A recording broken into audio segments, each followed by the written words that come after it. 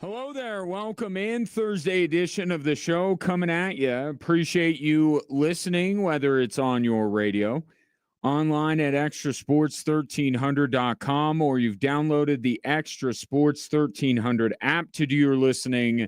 And that app, which is free to download and free to use, is brought to you by Diversus Health, mental health and well-being for all, a veritable cornucopia of sports topics await you, leading you into the beginning of week 6 in the National Football League. Eagles and the Giants. Our coverage from Westwood One begins at 5:30. The number to interact with the show, you could call or text it. It is 719-247-1313. You can also find me on Twitter at Gingerly Tweets. Broncos getting ready for the New York Jets on Sunday. Should not be a game that the Broncos have too much problem with. If the identity that they have cultivated over the last week with the Bengals game and then the Eagles game holds up and they're able to continue and do that stuff. Most notably running the football. The Jets are the 5th worst rushing defense in the National Football League.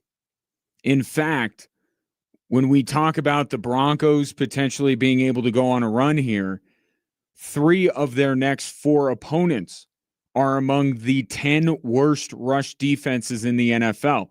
The Giants are that, and the Cowboys are that. So if the Broncos stick with the plan here and continue to show what their identity is, which is run first, they should have a lot of success against the Jets on Sunday and then the next 3 weeks after that. And of course, the guy who's leading the way is J.K. Dobbins. J.K. Dobbins right now, the 5th leading rusher in the NFL. And Sean Payton says it's not just his numbers that are benefiting the Denver Broncos.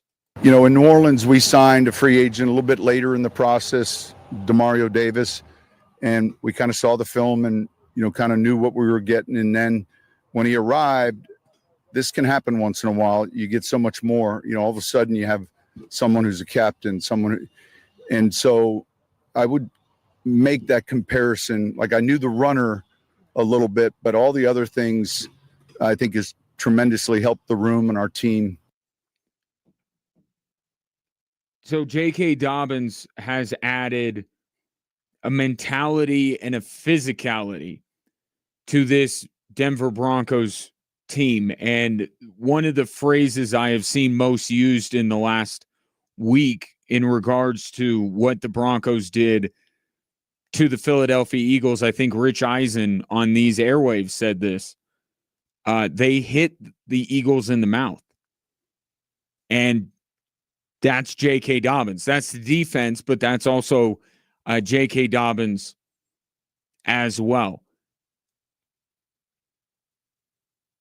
You could make an argument right now that outside of 2 quarterbacks, Aaron Rodgers and Sam Darnold, J.K. Dobbins has been the most impactful addition to any team in the NFL this year. I was going back through an ESPN list of the top 50 acquisitions in the NFL this offseason. So it included free agents, trades, and draft picks. J.K. Dobbins was not among the 50. Not among the 50 best acquisitions in the National Football League when the bulk of the offseason was over.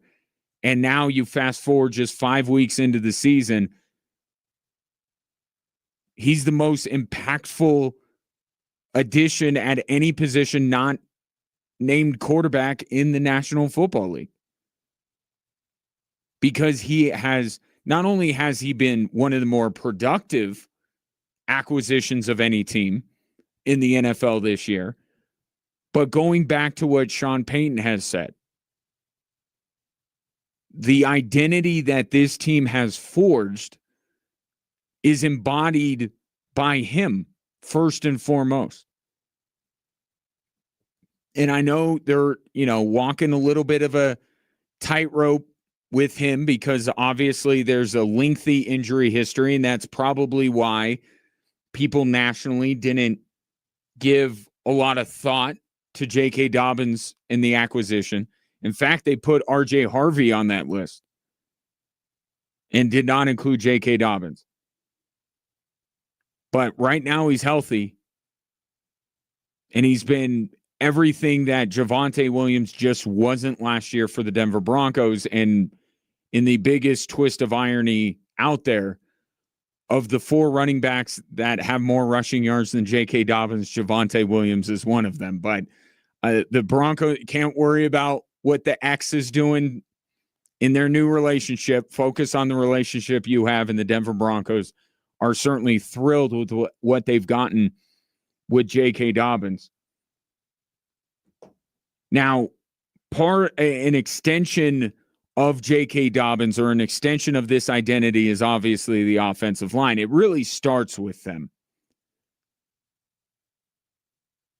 right? It starts with the 5 guys up front who have been arguably the best offensive line in football. But they've taken a hit with Ben Powers tearing his bicep at the end of that Eagles game, and he is going to be out for a while. Sean Payton, with the most canned coach speak cliche answer you can get, but here you go. With a starting player, there's always, it's never any good, and yet, the next guy's up, and we'll get ready to play him. Next guy's up. Be the next guy up on Sunday. And look, you and I said this when the announcement of Ben Powers' injury was made. The importance of offensive linemen, you could really go down in importance moving from the tackles inward. Right? That's not to say that Ben Powers isn't important to what the Denver Broncos do. He is. And more than any other unit, and at times other positions aren't units, right? Wide receivers, they kind of, one plays off of the other a little bit, but they're kind of out on their own. The quarterback, running back, all this kind of stuff. The offensive line is a true unit, 5 guys working together. And you can't say that losing Ben Powers is going to have zero impact on the Denver Broncos. But if you're looking from an optimistic standpoint, it would be more detrimental to this team if they were to lose Mike McGlinchey or Garrett Bowles by comparison, or Quinn Meinerz, right? Even the same position on the offensive line, but Quinn Meinerz is an all-pro. He's one of the best, if not the best, at his position. So as far as injuries go, yes, I expect it to affect the offensive line, but it's not as bad as it can be. And when you also take into account the fact that 63% of the yards that J.K. Dobbins has gotten this year are after contact. Maybe if he's running to that gap, the contact will happen sooner, but J.K. Dobbins, to the point of the physicality he brings, he's breaking through that initial contact and getting to the second level. So we'll see how the offensive line operates on Sunday, but it's a favorable matchup for what this Broncos team now clearly wants to do game in and game out. It's also an advantageous matchup for sustaining the loss of a player that helps create that identity. But J.K. Dobbins right now has been easily the most important acquisition the Broncos made. We've been talking about Evan Ingram for obvious reasons, right? Sean Payton said a joker was the number one thing he absolutely had to have. Evan Ingram was on that ESPN list. We talked exhaustively about Evan Ingram and the impact. Well, that joker at the tight end position, not as important as a running back if you're going to be a running team, which the Denver Broncos clearly are trying to be. 719-24-7, 13-13. Take your thoughts on Sunday. Fifth worst rush defense is what the Jets, I don't know if they boast it, they have it. And both Dallas and the Giants are in the bottom 10 as well. Broncos, like they did last year, like they did the year before, we've talked about Sean Payton in October.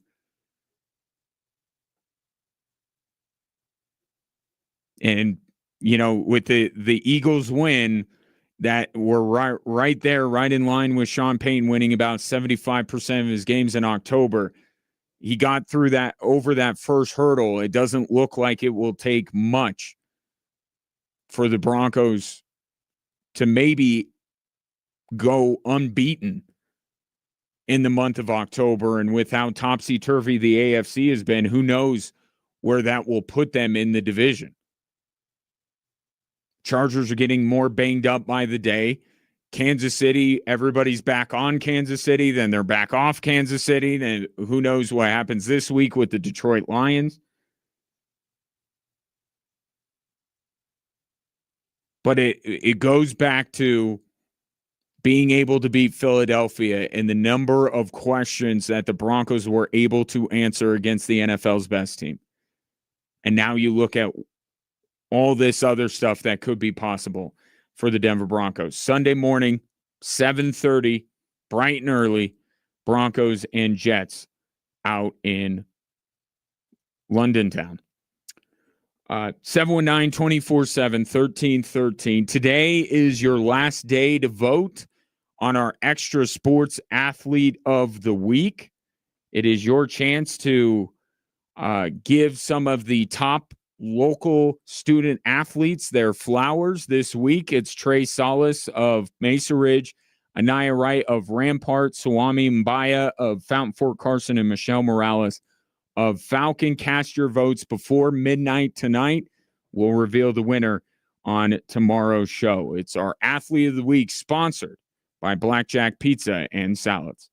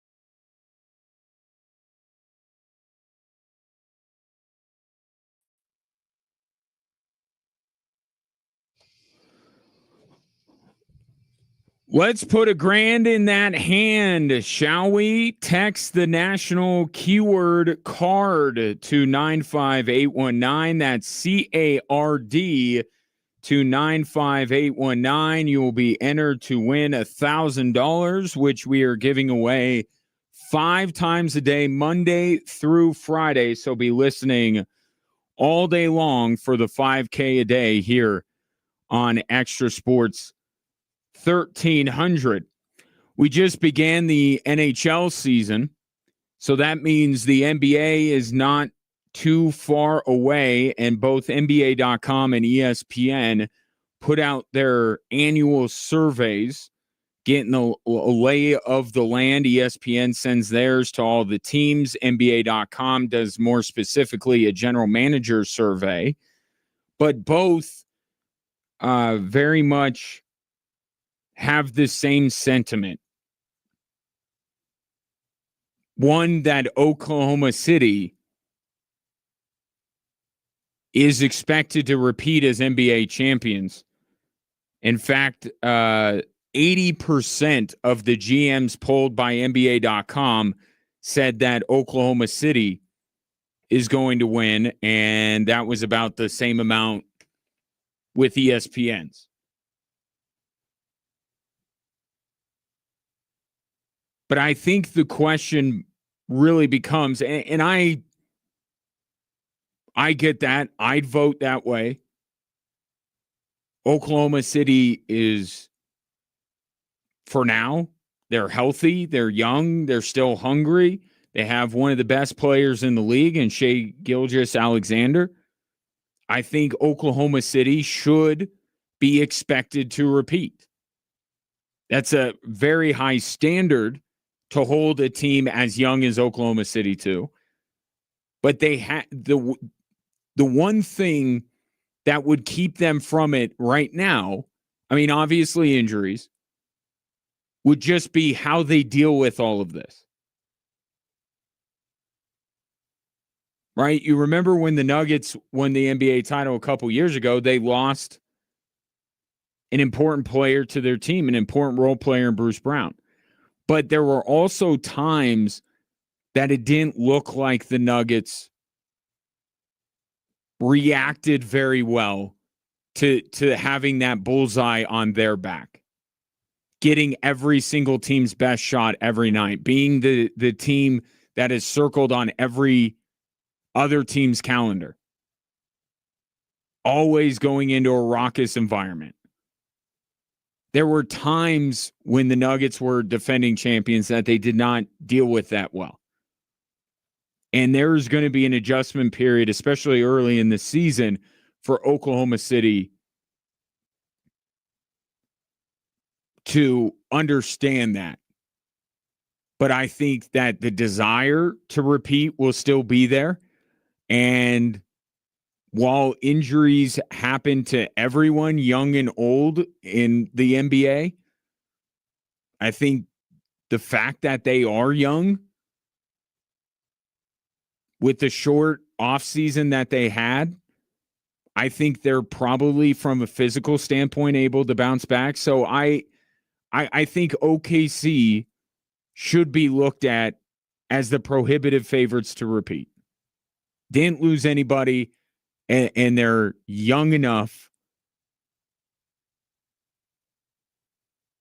that from a physical standpoint, they should be able to get through the rigors of another 82-game season and at least 16 games in the playoffs, despite having a short offseason. But the real question becomes,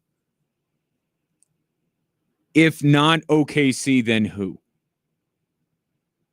And that's where opinions differ a little bit. The NBA.com GM survey has Cleveland and Denver tied each at 7% of the vote. So both of them got love, even with OKC being the prohibitive favorite. But going into the year, I think that's the most fascinating question, because OKC has to have a little bit of a fall off to not be looked at as the team that's going to win the NBA title. But if it wasn't OKC, then who would it be? And I think the easy way to look is just say, well, who might go up against them in the NBA Finals? But I think you look at what the Nuggets have done this offseason, the fact that they have the best player in the league, which that is of little debate to anybody that is interviewed on either one of these surveys. Jokic is the best player in the league.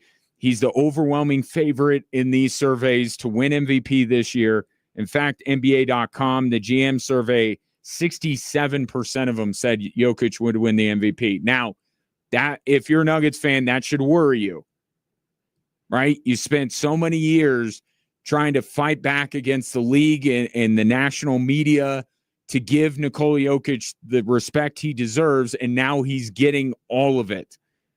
That should worry you. I don't know. I think it's not a foregone conclusion that Jokic wins the MVP, not because he's going to fall off this year, but this kind of sets the expectation. And if Jokic is that big of a favorite in everyone's mind, then the bar is relatively low for everyone else. And we know that Jokic, even though he's the best player in the NBA, there are other very, very good players. Luka, Shea, would put together an MVP case. I don't think they go back to that well. And what about Wemby if he plays all 82? Giannis. So the bar's a little bit lower for all these other guys, yet they are all capable of putting together MVP caliber seasons. But getting back to the point of, if not OKC, then who? And I think right now you would have to say on paper it would be Denver. Best player in the world, championship pedigree, unlike Cleveland. And the depth that this team has been able to acquire in a league that now apparently it's vital that you have depth, that you go not 6 or 7 deep, now you go 8 or 9 deep. Well, the Nuggets on paper can do that.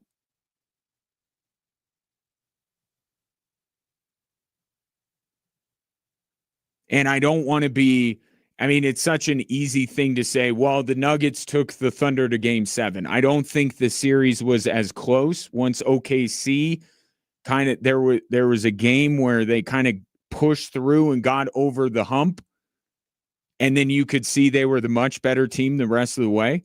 So I don't want to be so beholden to the idea of, the Nuggets took them to a Game 7. Well, the OKC team that I saw in games 5 through 7 was a little bit different than the team I saw early on in the series. But the fact of the matter is the Nuggets got their licks in against the eventual champions. So in a world without OKC, I look at the rest of the NBA, I would go Nuggets. Now, to the point of the depth that they have, with Jonas Valanciunas, bringing back Bruce Brown, Tim Hardaway Jr., one thing that I think is a necessity for the Denver Nuggets, if they're going to win a title this year, they got to be one of the top seeds in the West. And the GM survey NBA.com did has the Nuggets as the number 2 seed behind Oklahoma City. ESPN also did a win projection, and they have Denver at 3 in the West. They can't be any lower than 3rd, and I would actually say that they should be the top team or the second team in the West.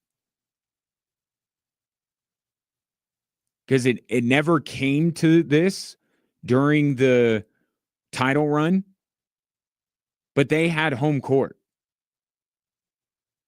right? It didn't come to this in terms of a game 7, which is what most people think about, right? The ability to get a game 7 at home.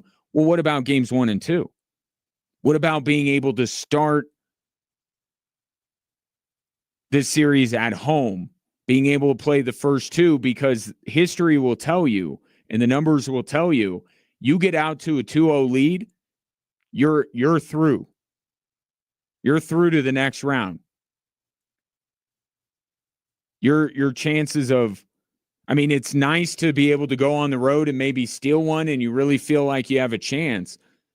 But the bigger advantage is starting at home for 2 games and going up 2-0. And the Nuggets utilize that during their title run. So there are a lot of teams in the West that are going to be vying for those spots. And one team that maybe it's my crush of this season, it's the San Antonio Spurs. I think they have everything to be this year's version of the Rockets. Not a title contender, but a team that is going to put a lot into the regular season, is going to care a lot about the regular season. They're young. They're really talented. I think San Antonio, ESPN's projected wins had them in 11th. I think they have everything to be a top 5 seed in the West. And we might look back at the end of the season like we did the Rockets and go, where did they come from? So there's going to be a lot of teams vying for some of the top spots. But this is where the depth, I think, actually means more to the Denver Nuggets than it does in the postseason. Right? The teams that are winning, that won last year in the playoffs, had depth. Right? Nuggets have more depth than they even had when they won the title. But where depth really helps you, and you see the benefits of it during the postseason, you don't have to burn out your players during the regular season to get to one of the top seeds. There was a reason why Michael Malone, I think, kind of said, oh, we just need to get home court in the first round. No, history will tell you you should be either the 1 or 2 seed. But it was because if he were truly going for the top seed and he learned that harsh lesson, right? He learned that lesson. He pushed his team too hard and they lost out on one of the top seeds in that game, coincidentally, against San Antonio. And then you know what happened after that. Things did not go well. The Nuggets have the depth to be able to win games even if they're going to keep Nikola Jokic on the bench a little bit longer this year. If Aaron Gordon, who has started to have a bit of an injury history, right? If he gets banged up.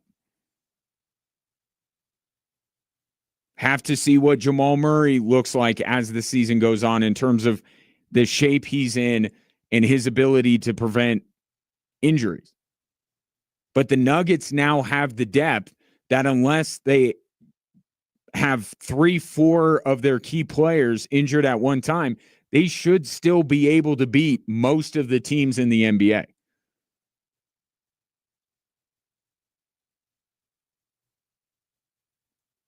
They have a top 10 center in the league backing up Nikola Jokic.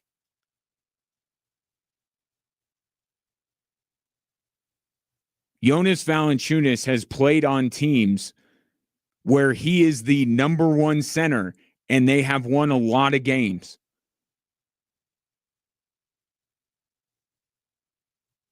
And then you add a little bit of, not to say the Nuggets weren't hungry, but you bring in, a Cam Johnson who's really hungry to get back to where he was in Phoenix when he was able to play in an NBA Finals. You talk about Bruce Brown, and he's been talking a lot about how kind of miserable he was, not playing in big games, not playing in games that matter because, and nobody should feel bad for him. He chased the money.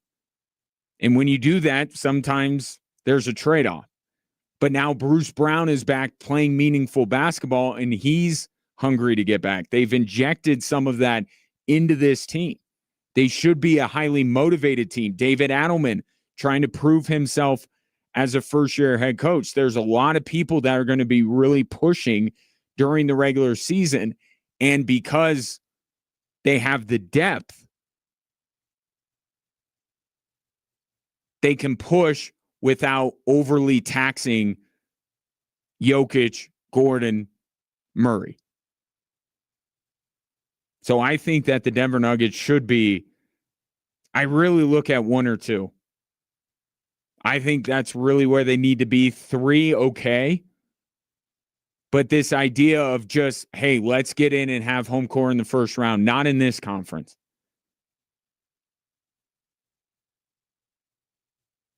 GM survey also pointed out that the Nuggets have the best home court advantage in the NBA. They want that. And they've always wanted that. But they had to balance, right? We need our guys ready for the postseason. Now they can take the philosophy they've had of how important home court is to them and actually be able to kind of go after it with the players that they have brought in this offseason. 719-247-1313. Back to my original question. If not OKC, then is it Denver? Cleveland, New York, Houston, Minnesota. And that's another story. It's weird, like with the Avalanche and with the Nuggets. Like there are these teams that you swear are not actually better than them, but the matchup is really bad. And for the Nuggets, it's Minnesota. They lost to them the other night in the preseason, for what that's worth. And then you have the Avs with Dallas. So they're going to have to either avoid Minnesota or they're going to have to get over that hump. But just looking at what the Nuggets have in terms of talent, how they have addressed some of their offseason needs, they're a better team than Minnesota. But you wonder if those two meet in the playoffs, how that one's going to go. But on paper, I think right now by a slim margin, because I think Houston's going to be really good.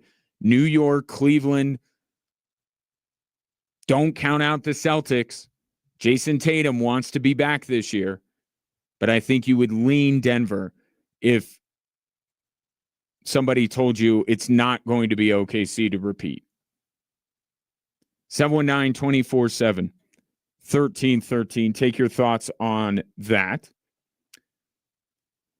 Tonight, week 6 in the NFL begins with the Eagles and the Giants. A great place to watch the game would be Cleats Bar and Grill. They are your football headquarters after all. Check out their Thursday special, 10 wings and a 60-ounce pitcher of domestic draft for just $20. Or if you are a little highfalutin like me and you want to go with the craft draft, that's just $5 more. They got 19 screens. You'll be able to see the game. Do not worry. That's at Cleats, 6624 Delmonico Drive.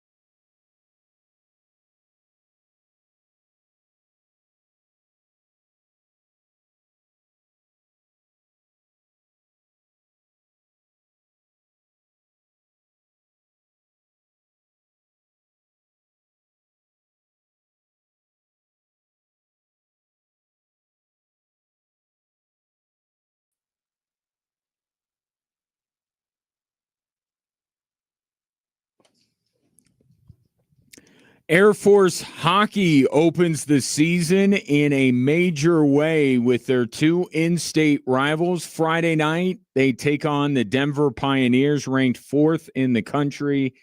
And then Saturday, it will be the Colorado College Tigers in the battle for the Pikes Peak Trophy, the only chance for the Falcons to take back that trophy, and your only chance to see Falcons, Tigers this season. Now, got some bad news. Game sold out. Also have some good news. I have tickets to both nights. So let's start with DU. If you want to see Air Force take on the evil Empire to the north, the 4th-ranked team in college hockey, be the 13th texter to text Falcons and your name to 719-247-1313.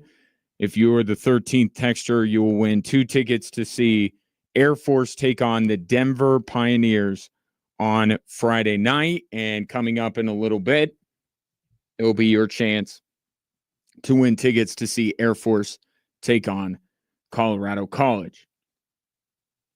What is happening right now in Cleveland is exactly why a lot of teams passed on drafting Shedeur Sanders. It started as a circus. It has continued to be a circus, and I don't see any way that it will end being a circus. First, it was the battle between him and Dillon Gabriel. Right? Then Dillon Gabriel is the first rookie off the bench for Cleveland. Now it's who's QB2 after Joe Flacco got dealt. So Dillon Gabriel's starting. Joe Flacco's the backup. Then Cincinnati trades for Flacco. And the expectation is here comes Shedeur as QB2. That proverbial heartbeat away, one play away. Kevin Stefanski not making him the backup. Instead, making Bailey Zapper. At least that's where he's leaning.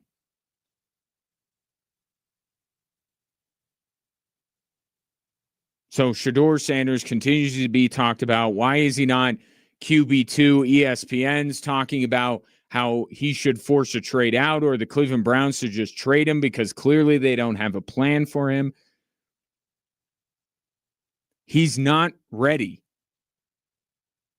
We're in starting week 6. When I said that Shedeur was going to start a game for the Cleveland Browns, I was not talking about within the first month and a half of the season. And I understand why Kevin Stefanski prefers Dillon Gabriel. More snaps in total in college football, played at a high level, and the most important thing, his decision-making is quicker than Shedeur's.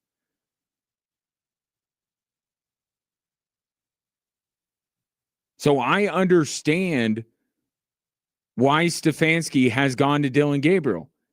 And I even understand why he's not making Shedeur Sanders the backup, because if Dillon Gabriel were to get hurt, he wouldn't go to Shedeur. It's week 6. He would go to Bailey Zappi. And I've said this too. Even if he was going to go with Shedeur, that is a genie you cannot put back in the bottle.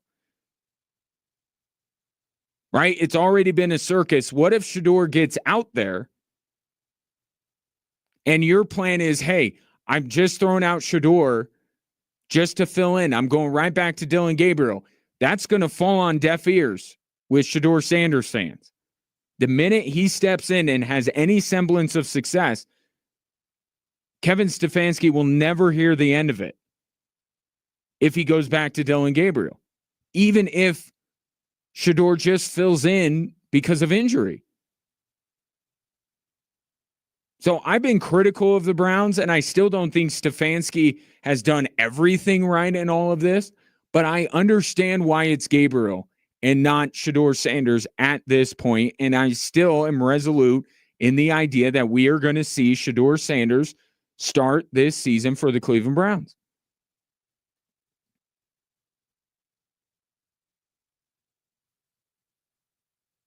Shedeur Sanders was asked as part of the circus how he feels about Dylan Gabriel being the starting quarterback. Remember, he did the miming thing, and everyone thought that was his kind of weird protest about Dylan Gabriel being named the starter. No, it was about the comments Rex Ryan made about him. Now he's being asked about, I guess actually asked about Dylan Gabriel being the starter and other rookies getting to play before him. And here's Shedeur's answer. Anytime players, that I came in with and that I spent a lot of time with, they get moved up and they're able to have a vital role in this offense and this piece, I get extremely excited for, and I'm playing through them. You know what I mean? I'm excited just as them every time they get out there and run a route and everything. Audio courtesy of Cleveland 19.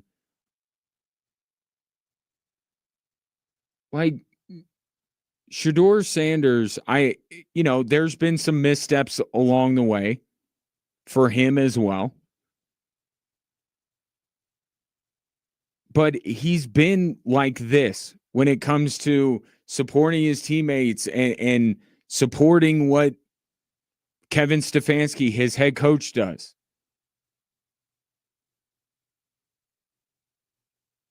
He's been a model citizen in that way. There are some off the field things that Shedeur has had that make him less of a model citizen, but he has said all the right things if you're willing to understand the context and make sure that what you're listening or what you're watching, you have the right context.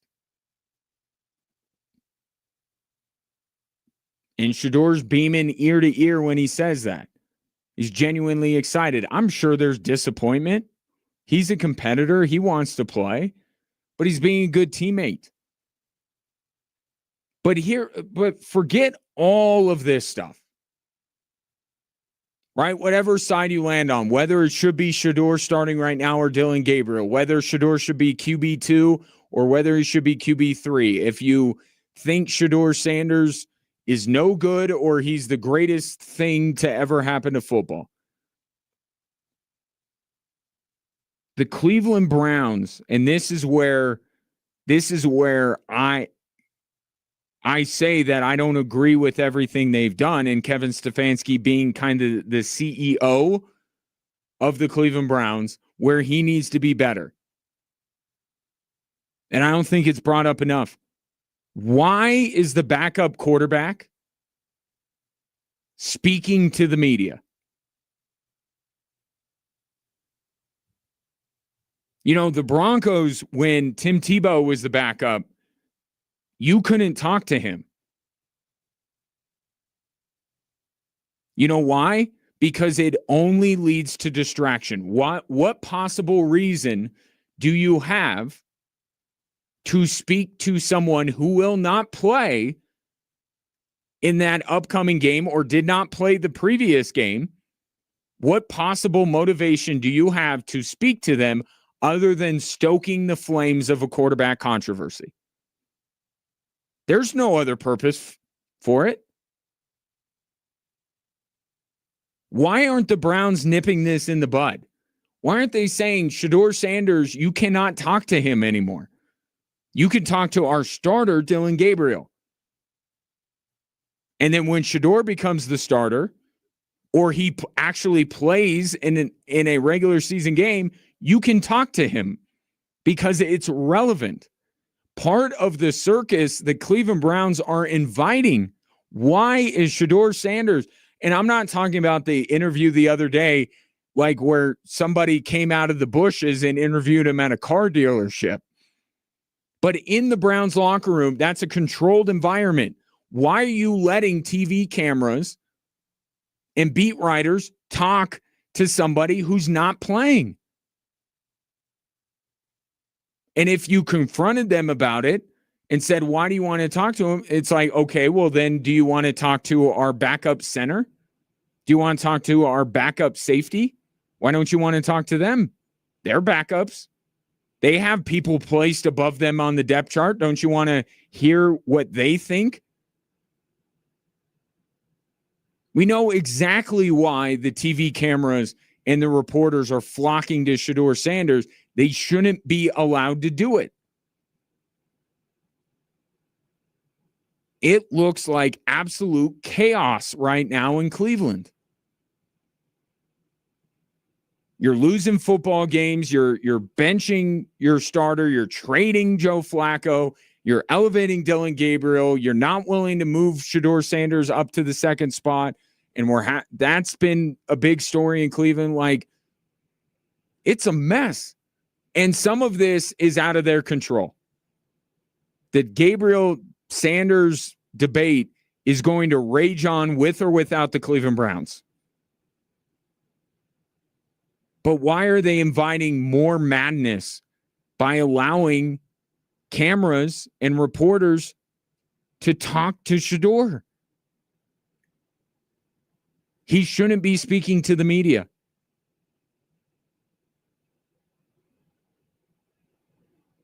(719) 247-1313. So Shedeur QB3, apparently. Dylan Gabriel will start this weekend for the Cleveland Browns. Coming up next,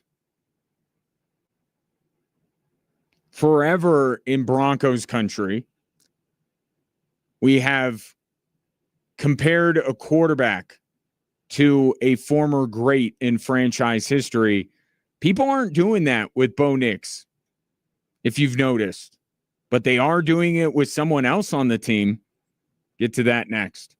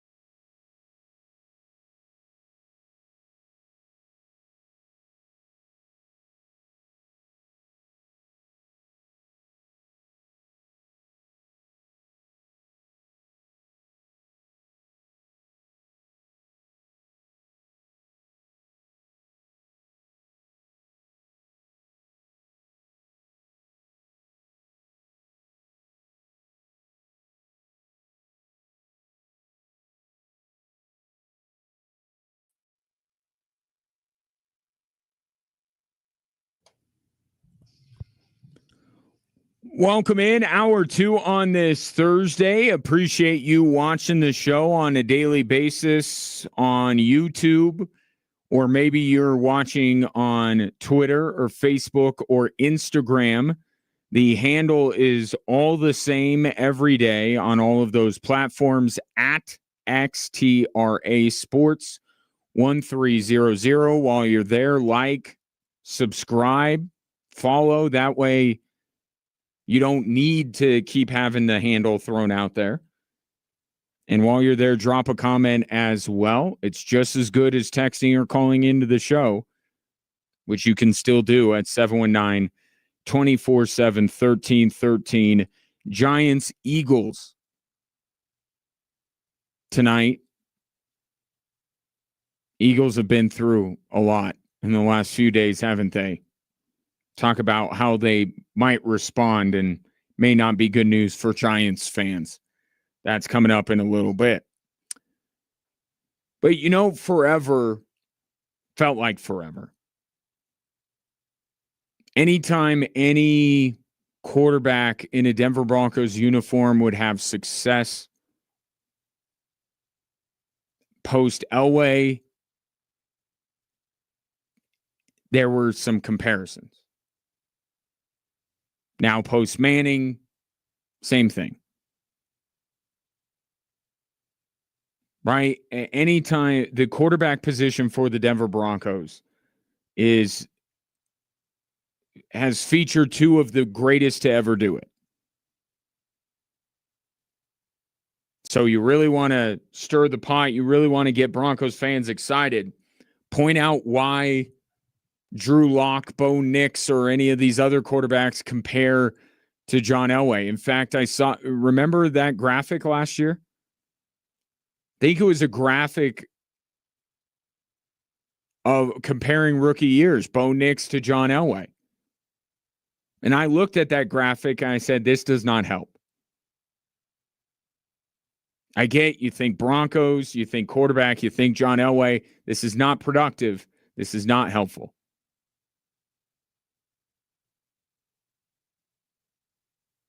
Because then it just makes the expectations go up that much more.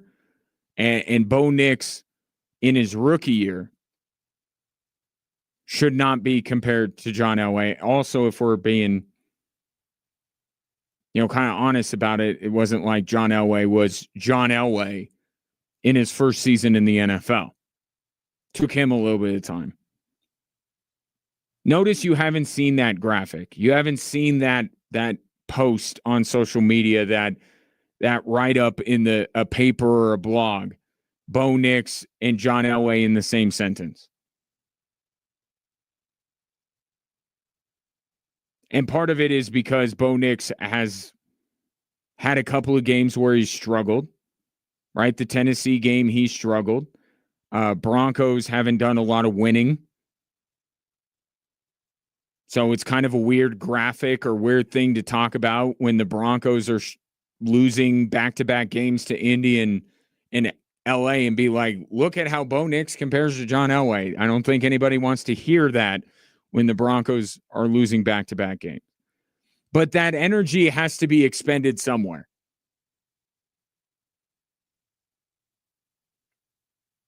And that player to put all that energy towards has been found, and his name is Nick Bonitto. Nick Bonitto is off to a torrid start when it comes to sacking the quarterback. And while the position of pass rusher with the Denver Broncos hasn't been quite as high profile over the years as quarterback has, there is somebody who is arguably the best of his generation that played that position for the Denver Broncos, that being Von Miller. And Von Miller is the single season sack leader for the Denver Broncos with 18 and a half sacks. And right now, Nick Bonitto is well ahead of the pace. In fact, which kind of points to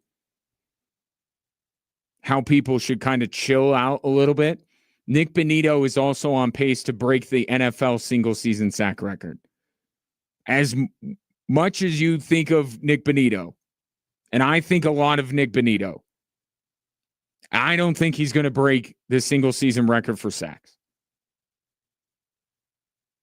But that's how crazy of a start he has gone off to. Nick Bonitto was asked about the viability of him surpassing Von Miller. And he said he always watched Von growing up and just seeing where he was at to kind of be like, damn, maybe one day I can be in those shoes. It would be pretty cool. It's obviously honoring and great, but I still have a long way to go.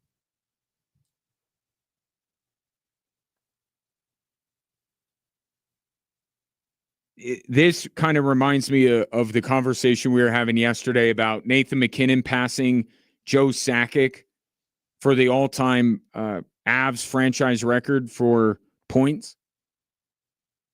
And I said yesterday, Nathan McKinnon's not the greatest Av of all time right now. He's still not. Joe Sakic still has that mantle. Do I expect Nathan McKinnon to pass him on that Mount Rushmore by the end of his career? Absolutely, I do. But not right now. And we're way too early to be talking about Nick Bonitto surpassing Von Miller in anything.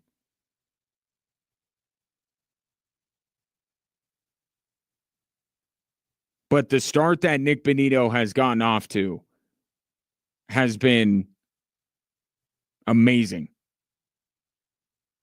And he's doing it with the burden. And yes, like Biggie said, more money, more problems. In the sports world, it's more money, more expectations. Nick Bonitto has been firing on all cylinders. Doesn't look like he's weighed down by being one of the highest compensated players in the National Football League. I don't think he keeps up this pace. I don't. But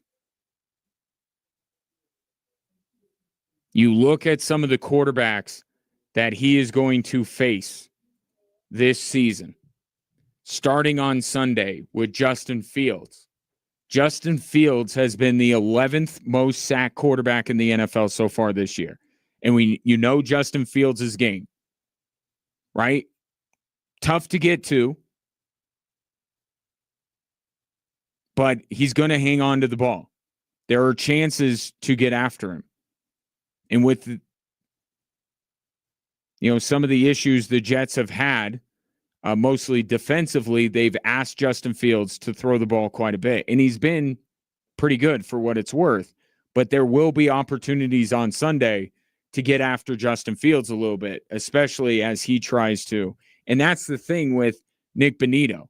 With that quick first step, he can close the gap with Justin Fields when Fields is looking to run. So there will be opportunities on Sunday. Some of the quarterbacks that the Broncos have on their schedule coming up after that, CJ Stroud, top 10 in sacks, but not being good, right? Being in this top 10 is not a good thing. It means you've been sacked a lot. CJ Stroud is 9. Justin Herbert, who Nick Bonitto will see again, is tied for the 3rd most sacked quarterback in the league. And they still haven't even gotten to the 2 matchups with Vegas, with Geno Smith, who is with Herbert tied as the 3rd most sacked quarterback in the league. So part of Nick Bonitto, I'm not trying to take anything away from him, and he's actually a part of why this is the case, but Cam Ward is the number 1 sack quarterback in the league. Justin Herbert, as I mentioned, tied for 3rd. Jalen Hurts is tied for 6th. So the early part of the schedule has had quite a few quarterbacks who have a propensity to get sacked for one reason or another. One's a rookie, One's behind a patchwork offensive line. One uses his legs quite a bit. So there will be quarterbacks that even Nick Bonitto won't be able to get to on a regular basis as the season goes on. But you just look at those matchups. 2 times going up against Geno. He gets Herbert again and CJ Stroud in a couple of weeks, and then Justin Fields. I do think, not that I want the comparisons to get too out of control with Nick Bonitto and Von Miller, but in terms of that single season Broncos record, I think he has a shot. I think he has a shot to break it. And you look at this Broncos defense, and they do kind of resemble that 2012 Broncos team. This was before DeMarcus Ware. It was Von Miller and Elvis Dumervil. And while Jonathan Cooper is not as prolific as Elvis Dumervil, he is extremely, what's the word I want to use? Extremely, he does a efficient. That's the word I'll use. Jonathan Cooper is one of the more efficient pass rushers in the NFL. Dumervil racked up the sacks. Jonathan Cooper doesn't or hasn't in his time so far in Denver, but he is a guy that can definitely get to the quarterback. And then you had the third leading sack getter on that team was Derek Wolfe. And now you have a Zach Allen. Like, it's very similar, the way that this Broncos defense is constructed, to say nothing of how good the secondary was with that team. And you might be able to argue this one was better because this is also pre-no-fly zone. Until the no-fly zone was completely put together. Obviously, Chris Harris was there. So I think Nick Bonitto has a chance to chase that record.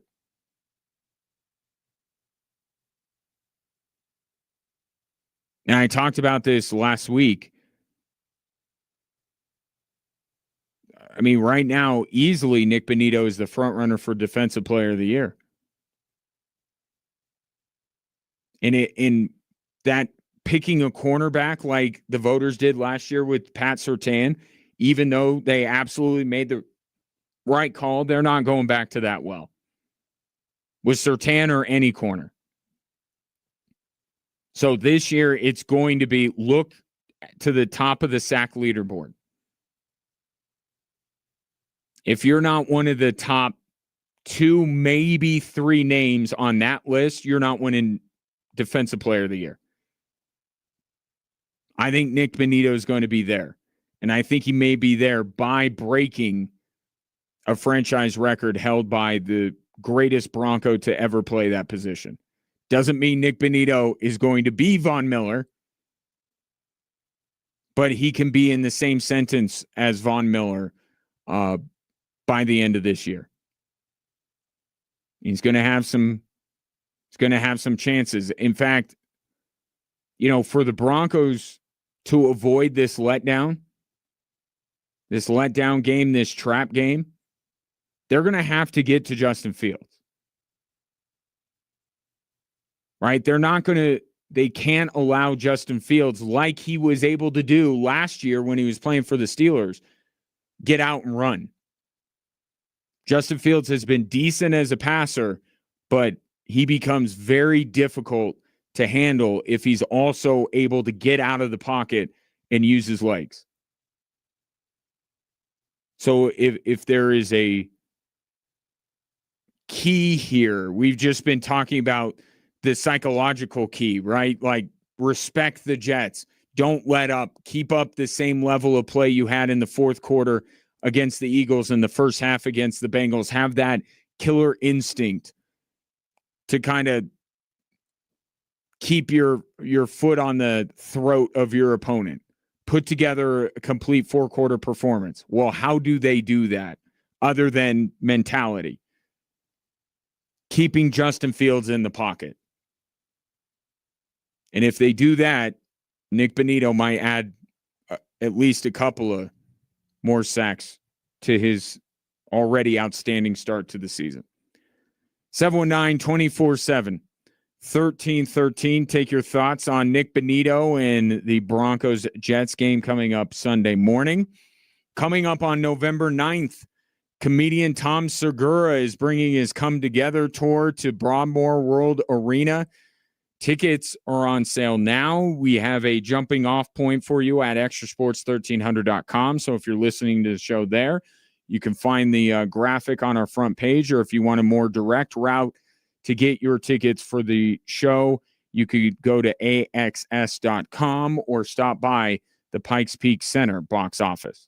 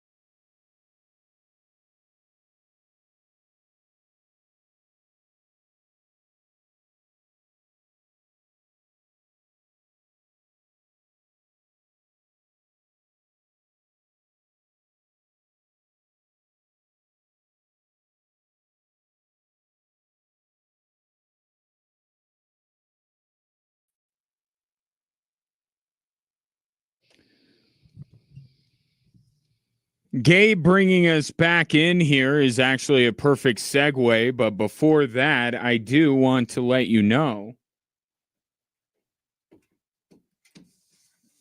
Reaching for the national keyword for the 5K a day. The latest national keyword is cent. CENT, as in you will get a lot of cents when you win $1,000 with the 5K a day. Text CENT to 95819. We're doing this 5 times a day, 5 days a week, Monday through Friday. It's the 5K a day right here on Extra Sports 1300. So tonight, what do the Avs do for an encore? A very strong opening performance on the road against LA. And did you notice that the Kings turned around and beat Vegas in a shootout last night? So I'm not, the transitive property, I'm not a big believer in that when it comes to sports, and especially during the regular season. Like, you can catch a team, one team's, on a bit of a run, one's on a cold streak, health. Are they playing the third game in 4 nights? All that kind of stuff. So it is interesting, though, that the Avs looked so overwhelming against the Kings, and then the Kings go to Vegas and end up beating that team. Of course, Vegas in the mix. When you talk about Stanley Cup contenders, Vegas is certainly on that list. But the Avs look great night number 1, and now they get to play in front of their home crowd, which Jared Bednar very much likes. I like it. We get one out of the way on the road. Pretty good hockey game from us. Lots of things we can build on from that game, but a lot of things that we liked. And yeah, goal is to go out today with a little bit better energy at the start and sort of sustain that for a full 60 minutes against a good team. Yeah, if you're looking at what the Avs can do to build on what they did against LA, I think it starts there. I think the slow start was, I won't say inevitable, but it was not even close to surprising.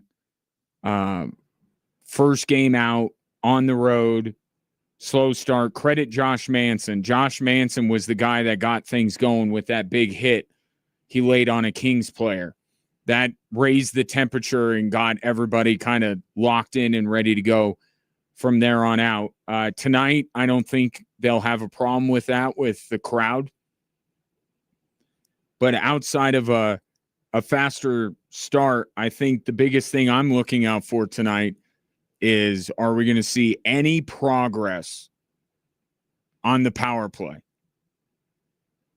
You got that one Marty Necas wrister off of the face-off.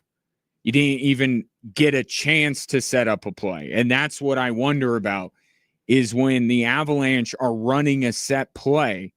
And that was a play. That was what they were going to do. But I'm talking about, like, they settle in a normal power play situation. You're not always able to play off of a face-off, right? You're going to have to carry the puck into the zone, set up, and go from there. In those situations, the Avs, it looked rough against LA. Here's what Jared Bednar has seen on the power play. The McKinnon unit on the power play did a nice job getting in the zone and getting set up, and weren't that dangerous when they got in. But they capitalized on, a real good shooting opportunity off a face-off. And there's some things that they did that we've been talking about in practice. The second unit had trouble getting in, but were highly effective in the time that they did and created some good looks in minimal time. I think this is the aspect of the Colorado Avalanche that is going to take the most time. You saw that the starting 5, if you will, the top 5 with McKinnon, Necas, Lehkonen, Taves, Makar, they were all in midseason form. I liked what I saw from the fourth line. second line with Nichushkin and Nelson and Gabriel Landeskog, they were pretty good. The goaltending with Scott Wedgwood, one of the better performances, one of the top 5 performances when you look at some of the underlying metrics of any goalie in the league to start the year. So there was a lot that already looked really good for the Avs. The power play didn't, and it might not for a little while, as they try to institute some of these new ideas, maybe moving around personnel a little bit more. I think it might take some time. But can it look better than it did against LA? I think that's the number one thing I'm looking out for. And tonight's interesting because of the team they're playing, too. The artists formerly known as the Utah Hockey Club are playing tonight. And they have become that team, and maybe I was early on them, but I saw some things when they were still in Arizona where I went, I think this team might be ready to take a step. And then that year they didn't. The next year when they moved to Utah, they didn't. And now they're here kind of in that third year of a window where it looks like they're the team to take the biggest step forward in the West. Will they be able to do it? Here's Jared Bednar on what to expect from the Mammoth tonight. They can be a handful, like, offensively. They're a creative group. They don't like to throw the puck away in the offensive zone, so they play with it a lot. And so you're going to get some isolated one-on-ones in the defensive zone. We're going to have to use our skating to our advantage, and we can use our physicality to our advantage. But you got to be comfortable playing in all 3 zones against these guys with and without the puck. And this has been a matchup that has given the Avalanche some fits because of that style of play, a little bit more deliberate than the Avs like to play. They like to get up and down the ice, and teams that can kind of possess it, take the air out of the room a little bit, the Avs sometimes have some trouble with. But also Utah's a gritty team. You know, when I've watched them, even going back to when they were in Arizona, obviously a lot of the same personnel, same coach. I thought they did a really good job of kind of taking the fight to the Avalanche. And that's the book on the Avalanche, right? If you can slow the pace, control possession, and you can kind of go at them defensively, right? Slow some of their progress through the neutral zone, you can have some success. And the Avs have had their struggles against this Utah team. But in the bigger picture, you know, the Avs are going to finish well ahead of Utah in the standings. And I'm curious with this Utah team, are they truly ready to take a step forward? And everything I'm looking at, and they add JJ Peterka, which was a great acquisition. You think with Dylan Gunther and Logan Cooley, that those are some young players that might be ready to take a big step up. And if they do, then Utah can have a better season than they've had recently. But here's the trick when it comes to these teams that you think are primed to take the next step. You got to take someone out of the playoffs, right? The next step for Utah is clearly making the postseason, right? I think they're ready to do that. I've thought they're ready to do it for a little while now, as I just talked about. But the problem that you have is, okay, that's great. Who's falling off? Who are you taking out? And to me, there's only one team that was in the playoffs last year that I have even a shred of doubt that is going to be in there this year, and that's Minnesota. That has to be, that's the easiest math I can do. Right? Can Utah jump Minnesota? If they can, then I think they'll be a playoff team. There's just not a lot of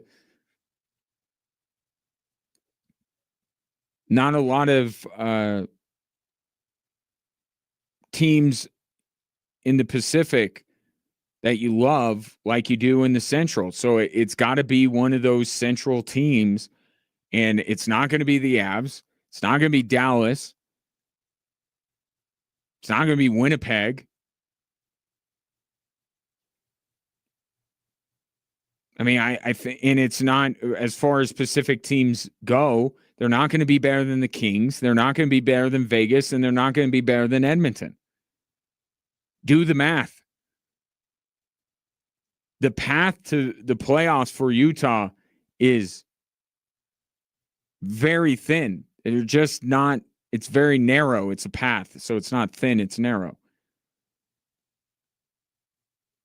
I think it's Minnesota. And in Minnesota, people will argue they were playing some of the best hockey we saw in the NHL before, half their team got injured, including Kirill Kaprizov. But I look at the personnel on that Minnesota team, and I go, this is why you pay Kirill Kaprizov $17 million a year, because without him, everything would fall apart, and you need him to compensate for shortcomings in other areas. They haven't committed to Gustafsson yet in goal with a new contract.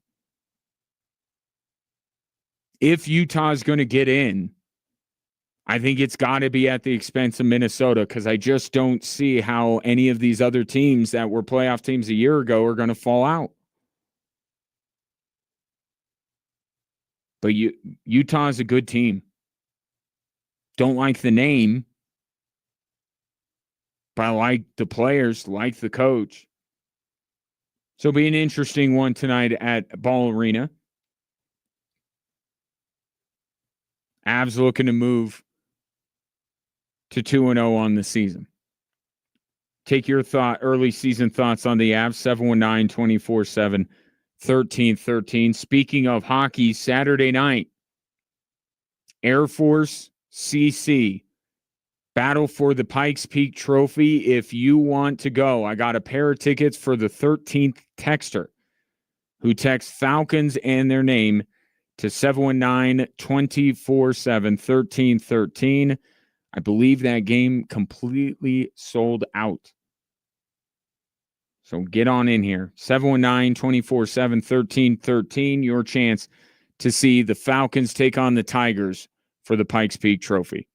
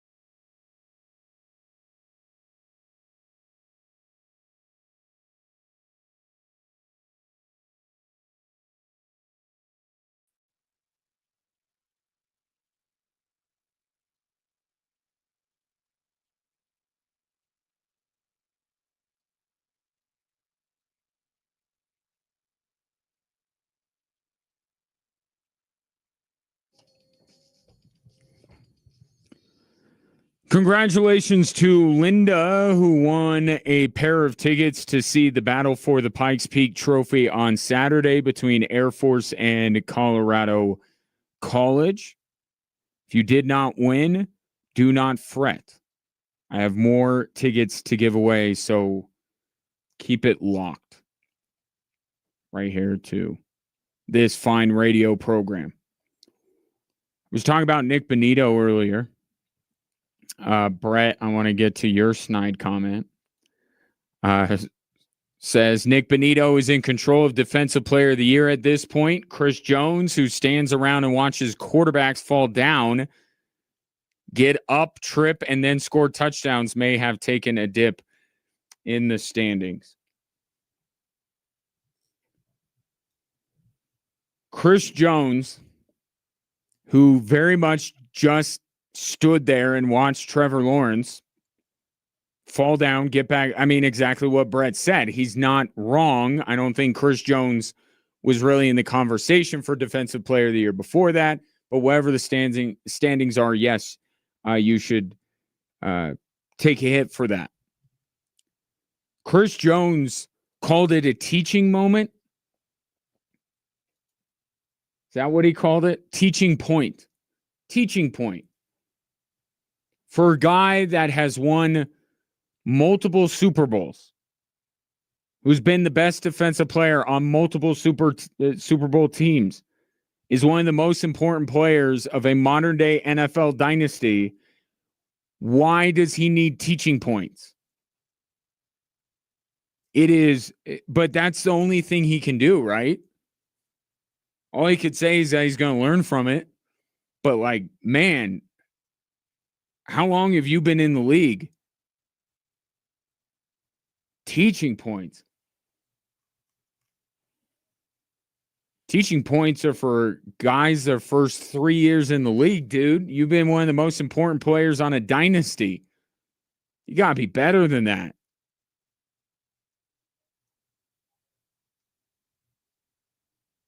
The goofy stuff that has gone on with that football team. Yeah, Travis Kelce taking out Xavier Worthy. And in the Jacksonville game, it was a comedy of errors. Hollywood Brown not looking for the football. Chris Jones just standing there. And that's what I said after that game. Joe Buck and Troy Aikman, they can sit there and say it's one of those nights. The Chiefs don't have one of those nights. That's why they're the Chiefs.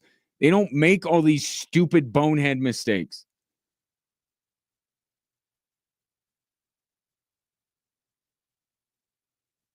But I assure you, I'll at least give Chris Jones this. The next time a quarterback falls down near the goal line and tries to get back up, the first guy to get there will be Chris Jones. I promise you that.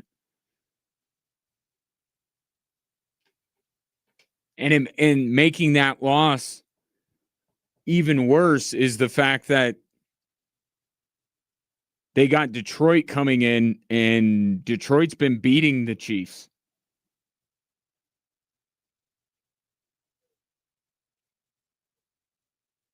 Doesn't get easier. I mean, I know Jacksonville's not your older brother's Jacksonville Jaguars, but that's a game you got to have. Because I don't know that this one it's certainly not a foregone conclusion that the Chiefs are going to win that game. In fact, are the Lions favored? Now look at that. They might be. So let me weave in, most likely, if I were to poll people in the audience, I would venture to guess the most hated team that I could possibly talk about would be the Chiefs. The most hated player I could probably talk about, not Patrick Mahomes, LeBron James. So allow me to make that transition.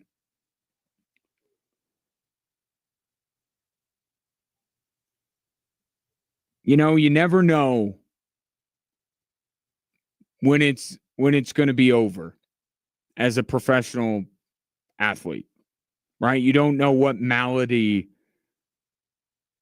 you pick up that ultimately leads you out the door. We might have ours with LeBron James. Shams Charania reporting that LeBron's going to miss the first month of the season with sciatica, which it's more, and I guess many maladies are more prevalent in older adults, but the sweet spot to have sciatic nerve issues is 40 to 50. Guess where LeBron falls? Between the ages of 40 and 50.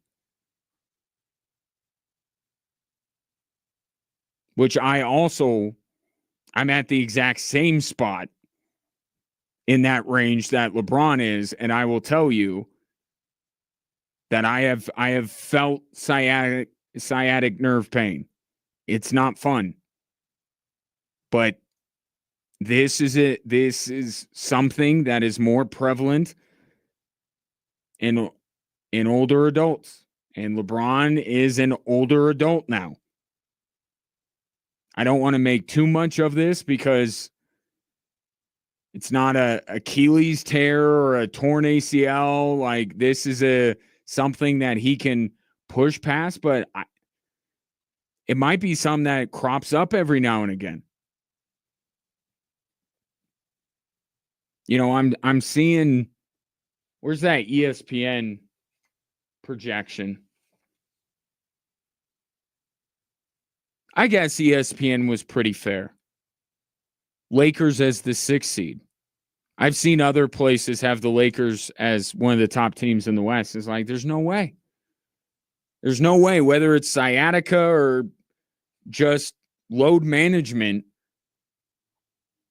there's no way LeBron is logging close to 82 this year.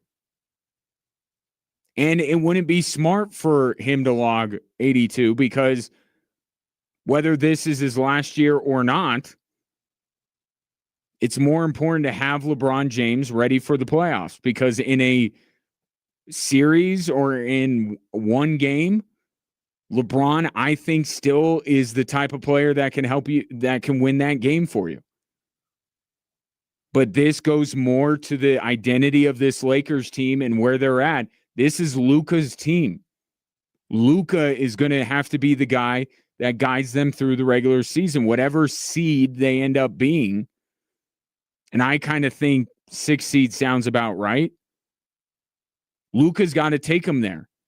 I think this is a sign of things to come. And I'm not saying it's going to be sciatica the whole way through here, but as amazing shape that LeBron keeps himself in, he is going up against Father Time.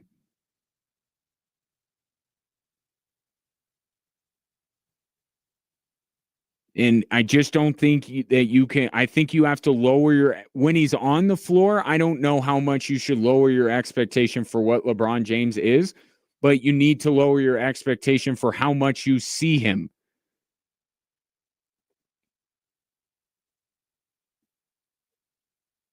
This is already a sign that he's going to be more banged up than he has been in a very long time. And perhaps that can take the place of his sabbatical that he likes to go on every once in a while. And he can use the time where he's injured and cannot play to get away from the team or whatever it is that he wants to do. But I just don't, you're not going to see LeBron, and you're not going to see him on opening night. How many times has that happened? Not saying this is going to be it for LeBron, and I'm not saying when he's on the floor he's not going to be highly effective. I think he will be. But time comes for all of us. Even someone who has spent $1 million year after year on his body. And if you're the Lakers, you just say, we get into the postseason, Luka will guide us in there because he's the face of our franchise now. And then if we can manage LeBron and get him into the postseason, we like our chances to advance regardless of what seed we are. But Luka's got to get them above that play-in. Because you also got to shorten the playoffs if you want to expect LeBron to be out there night in and night out. You can't play these extra playing games. Lakers can't afford to be in that play-in. But it's going to be difficult if LeBron James is out for the first month, then he comes back, then what is it now?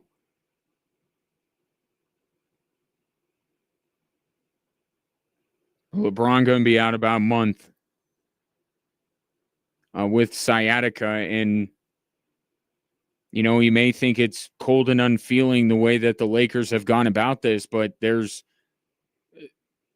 a thought process there that you can understand.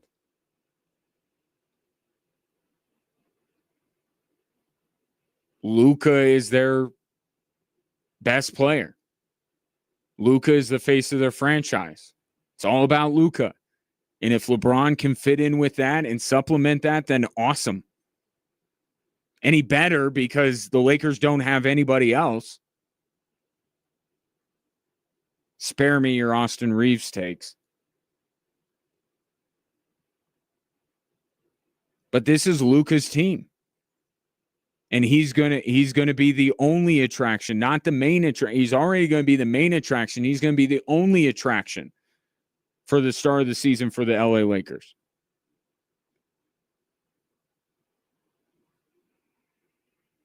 Man, to see Brett listing all of these issues that older adults have, osteoporosis and all this kind of stuff. In human years, he is still young. And I'm saying that for a self-serving purpose because him and I are the same age. He's still young for a human being. But he has crossed the threshold where some stuff starts to, where your body starts to let you down a little bit. And you hate to see it, and you hope he can, play enough and be ready for the playoffs and be able to put on a good performance there. I'm just looking right now.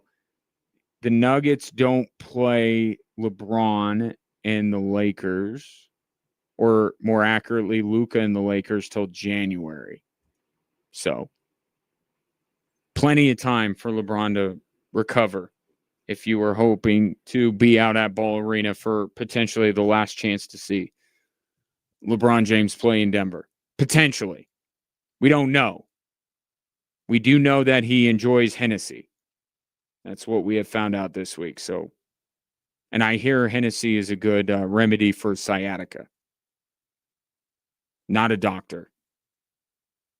Need to make sure I put that out there. I am not a doctor. That is not actual medical advice. It's rumor and innuendo. 719-24-7, 1313. Coming up next, we'll hit the three stories that are driving the show here on Extra Sports 1300.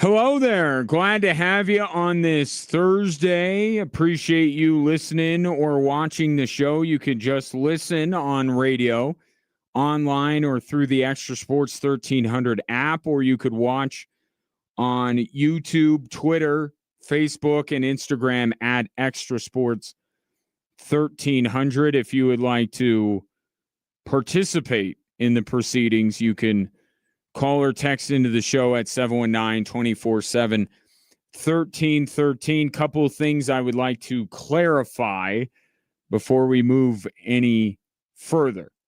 One, LeBron James was talking about his sciatica that will keep him out 3 to 4 weeks. Not 3 to 4 weeks once the season starts. He will miss the Lakers opener, but we're still obviously 20, somewhere up close 15, 20 days away from the NBA season starting. So that's going to be a part of it. So it's not that he's missing a month, but he's not missing a month of the regular season. Want to clarify that, but he will not be out there for the opener, which is against Steph Curry and the Golden State Warriors. And two, and more importantly, I did not say Hennessy could cure sciatica, Tom. Did not say it could cure it. I hear it's an effective treatment, but I also hear that might be an effective treatment for a headache or a torn ACL. It helps. Say that. And LeBron's going to find out. LeBron will let us know. He'll let us know on his podcast. And wouldn't that be the ultimate LeBron thing for him to get onto his podcast with Steve Nash and say what helped him get through the pain of his sciatica was Hennessy, who is now partnered with. And if he could somehow rope Bronny into all of it, I don't even know if LeBron can do that. We'll see. It may be the greatest achievement of his career if he could loop in his podcast, Hennessy, his sciatica, and his son all in one foul swoop. Want to clarify, though. So, because I like my job, I'm not posing as any kind of medical authority. I barely pose as a sports authority. 719-247-1313. Here are the three stories that are driving the show.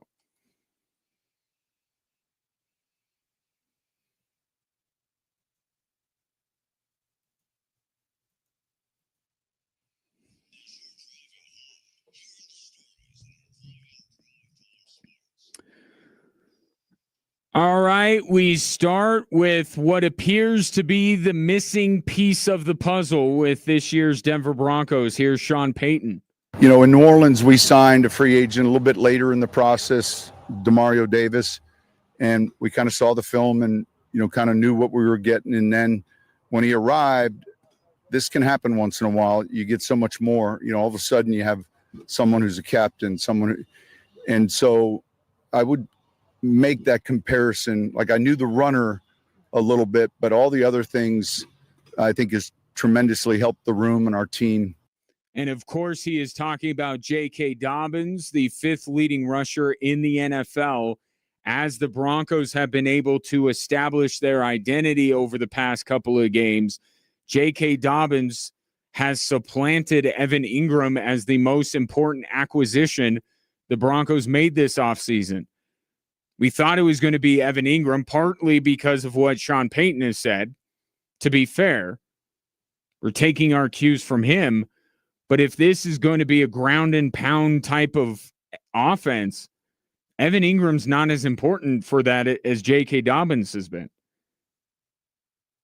And you could see the impact. The impact of J.K. Dobbins has gone far beyond anything that Evan Ingram has done. And I was thinking about this. Throw out Aaron Rodgers and Sam Darnold because of the position they play. Has there been a more significant acquisition as you've watched the first 5 weeks of the NFL season outside of those two QBs? Has there been an offseason acquisition that has proven to be more important than J.K. Dobbins? I submit to you that there is not. He has been the most impactful non-quarterback that any team has added this offseason.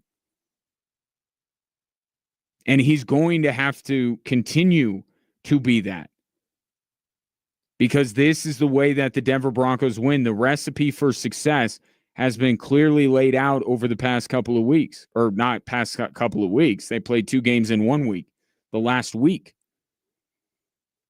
But he has a chance to continue to be extremely effective even without Ben Powers when you look at the fact that 3 of the next 4 teams the Denver Broncos play are in the bottom 10 of the NFL in rush defense.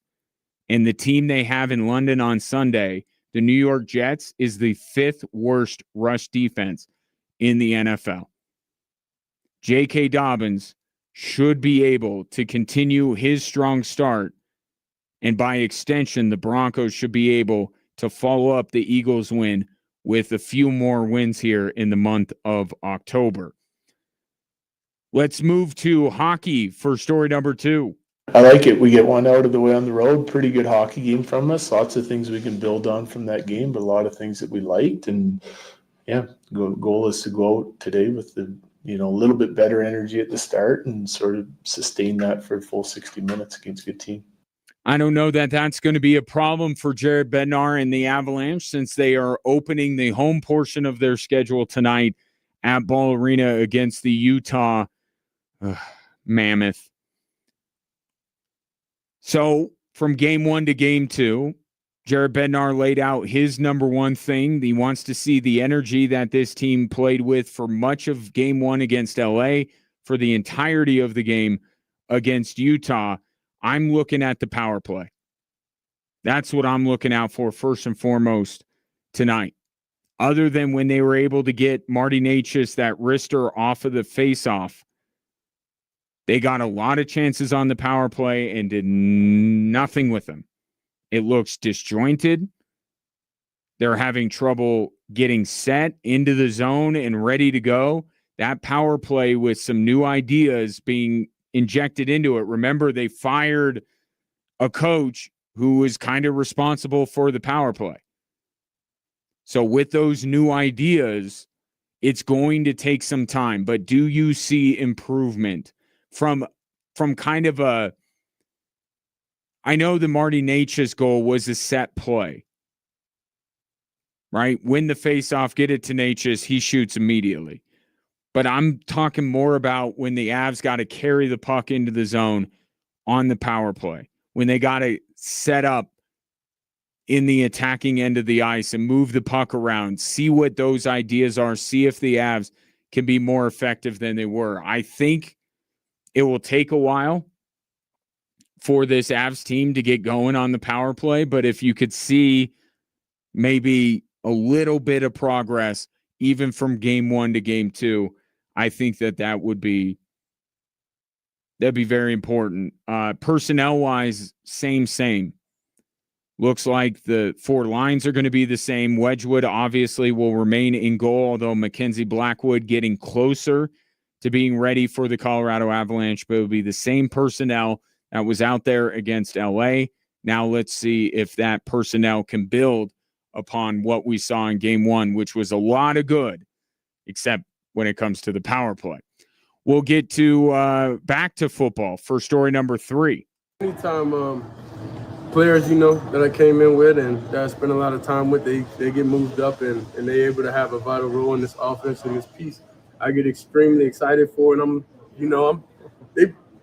playing through them. You know what I mean? I'm excited just as them every time they get out there and run a route and everything.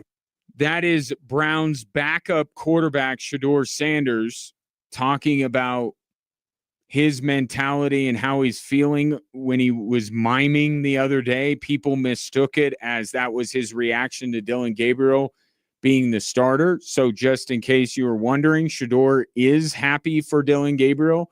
He is supporting Dillon Gabriel. And when I call him the backup, it's not to disparage him.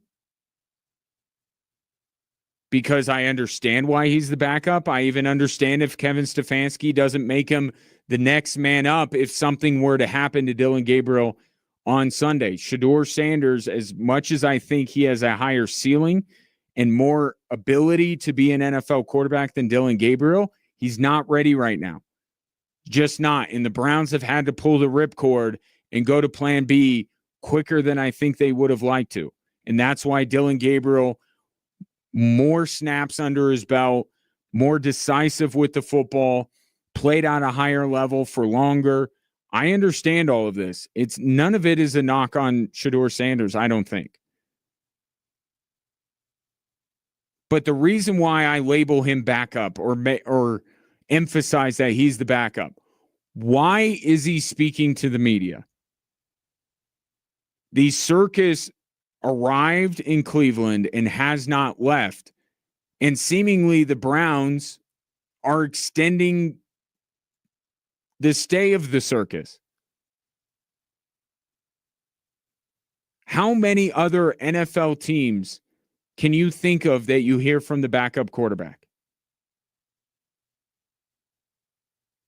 I can tell you from knowledge and experience that the team up the road in Denver, when they had a certain very high-profile college quarterback that a lot of people wanted to see start, had kind of a cult following behind him, they didn't let the media talk to him. Of course, I'm talking about Tim Tebow. They didn't let them do that. In fact, that is standard operating procedure for most NFL teams. They do not make their backup quarterback available. Why? Because the only reason you would talk to your backup quarterback is to stoke the flames of a quarterback controversy.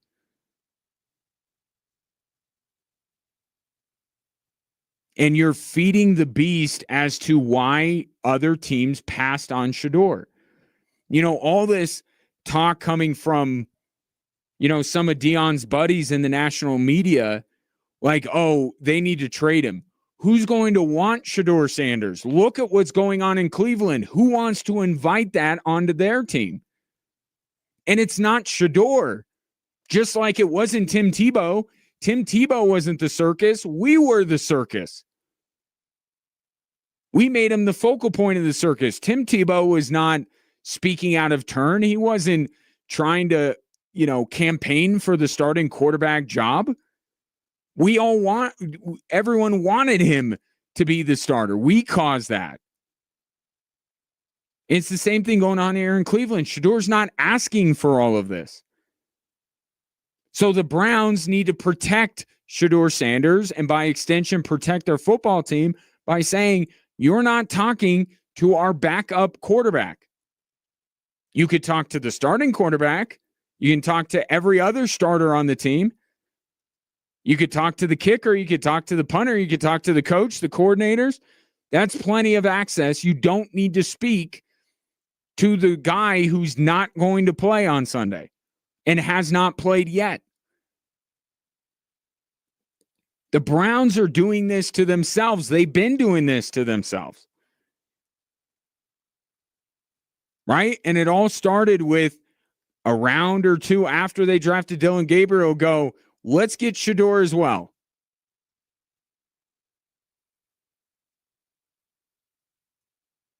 They brought this upon themselves. And they continue to do so. Shedeur Sanders should not be talking to the media. Not because he's going to say something wrong, or he's going to openly campaign to be the starting quarterback. It's because it's a distraction, and the distraction was what many teams pointed to when they passed on Shedeur Sanders in the draft. Browns got to be better, not Shedeur, in this situation. 719-247-1313. Take your thoughts on the three stories that are driving the show. That number also handy for winning things like tickets. Battle for the Pikes Peak Trophy on Saturday. I told you I was going to give away more tickets today, and I am right now. I got 2 tickets to see Air Force take on Colorado College. bragging rights, and a shiny piece of hardware on the line Saturday night, 5 p.m. at Cadet Ice Arena. If you want to go, be the 13th texter to text Falcons and your name to 719-247-1313.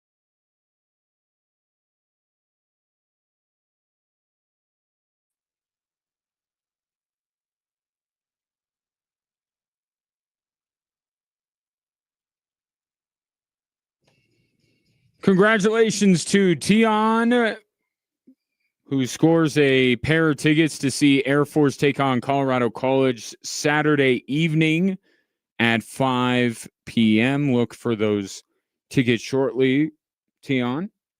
Appreciate you texting in. Last keyword of the day for the 5K a day. It is cent, C-E-N-T, as in coins, cent, C-E-N-T to 95819. If you text it in, you will be entered to win $1,000 with the 5K a day and be listening tomorrow all day long for another set of national keywords and for your chance to win with the 5K a day. Tonight, starting week 6, pretty interesting.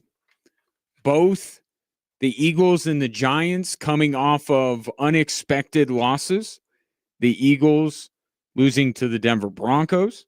Obviously, the New York Giants took a little bit of a hit with the Jackson Dart Cam Scatabo hype train as they lost to the New Orleans Saints.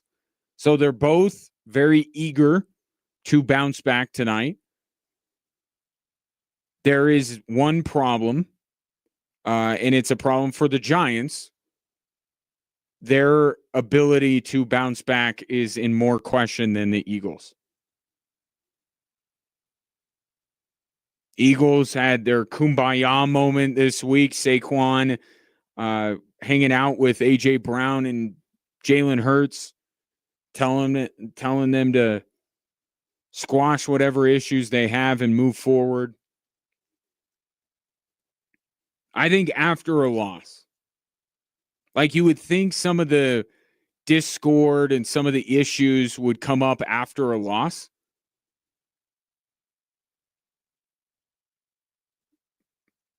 Not in this case, because you have two wide receivers that fancy themselves among the league's best that are getting, especially A.J. Brown, getting a little bit upset. He's done the sacrificing thing in his mind anyway to win a Super Bowl. Now he wants his touches. I mean, it will be taken to a whole new level if tonight A.J. Brown does not get some touches. But here's the thing. They can't force it. I think the Philadelphia Eagles early in that football game on Sunday made a point to try and get A.J. Brown involved. And I don't think you can do that. I just don't think it works that way. Not when you don't have Josh Allen or Patrick Mahomes or Lamar Jackson as your quarterback. You can't just say, all right, we're going to get this guy involved. We'll do this to appease everybody, and then we'll get going with our actual game plan. You play right into your opponent's hands. You have the best pass rush team in the NFL going up against you, and you're like, we're going to drop back and throw it so we can make A.J. Brown happy. I thought that was absolutely the idea behind the opening script to that game.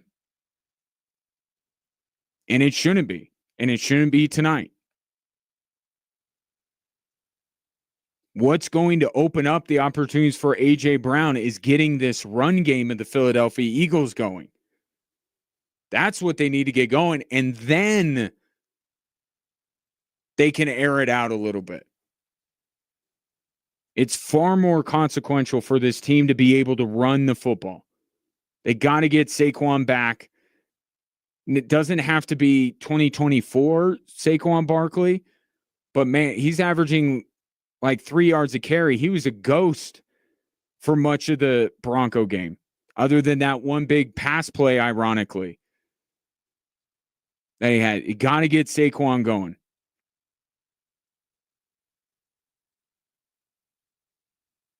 So we'll see if the script's a little bit better to start for the Philadelphia Eagles. And I just think the Giants are a bad team. Like, I believe in the Eagles' ability to bounce back more than the Giants. because the Eagles are the Eagles and the Giants are the Giants. But can you imagine what things will be like in New York if Jackson Dart leads them to a win tonight? They'll be going nuts.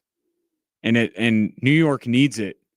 New York needs that in the worst way after what happened to their baseball team, one of their baseball team. You can even now, normally we're having a conversation about this earlier today. Normally it's Mets, Jets, Yankees, Giants. So I'm going to make that assumption for many that chances are the people pulling for the Giants probably were quite distraught over what happened in the ALDS with the New York Yankees.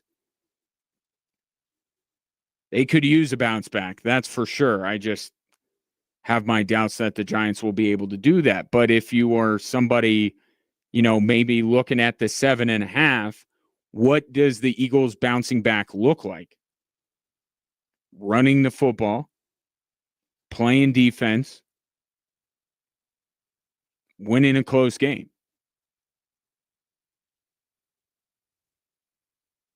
So the Eagles can look right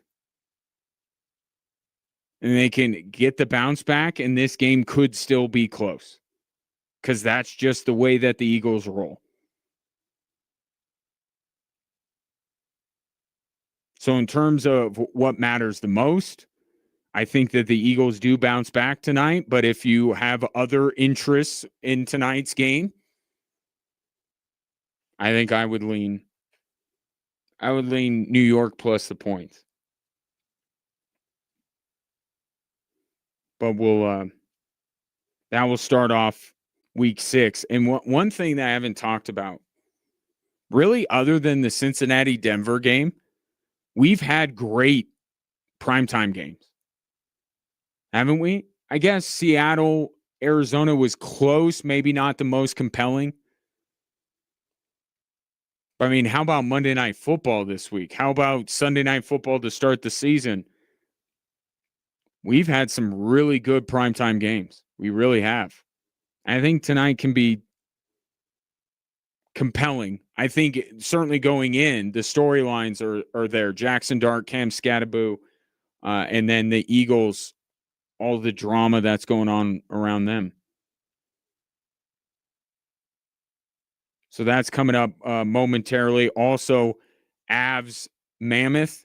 That'll be the primary topic of conversation tomorrow, along with our last kind of conversation about Jets Broncos before Sunday. Our athlete of the week will be announced. So make sure you cast your last second vote at extrasports1300.com. In the meantime, appreciate your patronage. Enjoy your evening. I'll talk to you. I'll be on Twitter at Gingerly Tweets if you want to talk some Avs tonight. That's what I'll be primarily watching. But what I'll be primarily listening to until then is what you have coming up right now. It's the Giants and the Eagles here on Extra Sports 1300.